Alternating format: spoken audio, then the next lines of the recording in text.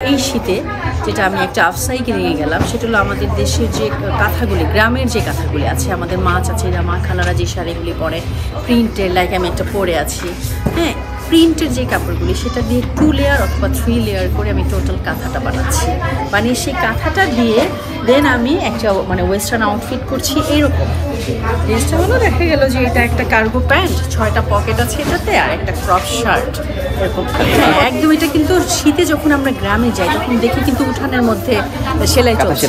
আর আমার থিম যেটা মাথায় আসছে যে আমাদের উপমহাদেশে যে গ্রাম বাংলাতে যখন নতুন একটা নবজাতক শিশু যখন জন্মায়, ফার্স্ট ওর পোশাকটা কি? পোশাকটা কিন্তু মা চাচিদের ইউজ করার টুকরো কাপড় দিয়ে কাঁথা, ছোট ছোট কাঁথা, ওইটা দিয়ে আমরা জড়াই ধরি না, মায়া, ওইটাই তো বাচ্চার প্রথম স্পর্শ।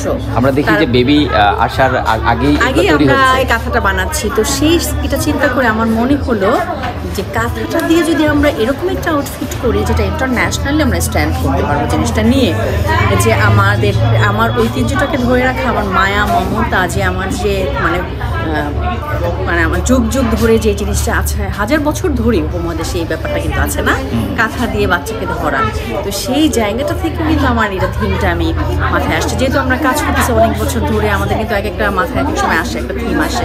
তো এই শীতে আমি এটা শুরু করলাম যে এই যে থিমটা নিয়ে আমি কাজ করছি, এটা হলো পরম্পরাটা, যে যুগের পর যুগ যে জিনিসটা হয় সেটা আজোড়ার পরম্পরা, আজোড়ার আরেকটা সেগমেন্ট, আরেকটা গল্প, যে আজোড়া ও পরম্পরা, এই গল্পটা দিয়ে কিন্তু আমি এই শীতে জাস্ট এই যে কাঁথা দিয়ে তৈরি, এটাকে কোর্স বলে নর্মালি, একই রকম সেট এটা হয়, এই টাইপের একটু ভারী কাপড়টা থাকবে, যেটা আমাদের হালকা শীত, ঢাকার শীতটা কিন্তু এখন যেটা আমাদের গ্লোবাল ওয়ার্ম এটা হচ্ছে চেঞ্জ হয়ে আসছে, হ্যাঁ, একটু শীত কম, হ্যাঁ, হঠাৎ করে হয়তো 7-8 দিন ভীষণ শীত পড়ে যাবে, কিন্তু এই যে এখন আমাদের ডিসেম্বর, আমরা কিন্তু একটা পাতলা একটা জিনিস পরে, এই যে 2 লেয়ার 3 লেয়ারের একটা কাঁথা পরে কিন্তু আমি সারাটা দিন পার করতে পারছি। আমাদের ঢাকার যে অতিথি শীতের জন্য এই জিনিসটা কাজ করছে।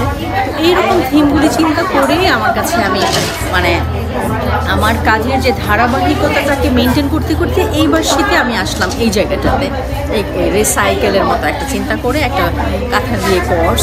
এবং আমাদের এক ধরনের বাংলাদেশে তৈরি একটা মেল প্রিন্ট, এটা যেমন খুব কষ্ট হয়েছে আমার, এটা কাঁথারই এক কালারের একটা কাপড়, সেটা কিন্তু ন্যাচারালি ডাই করতে হচ্ছে আমার, ডাই করে এটাকে 3 লেয়ার করে কিন্তু একটা কাঁথা করে দেন আমি এই যে জ্যাকেটটা, লং কোটটা যে করলাম, এই কোটটা কিন্তু এই যে আমাদের এই হালকা একটা শীতের জন্য, কোর্সের পাশাপাশি আমি এই জিনিসটা করেছি।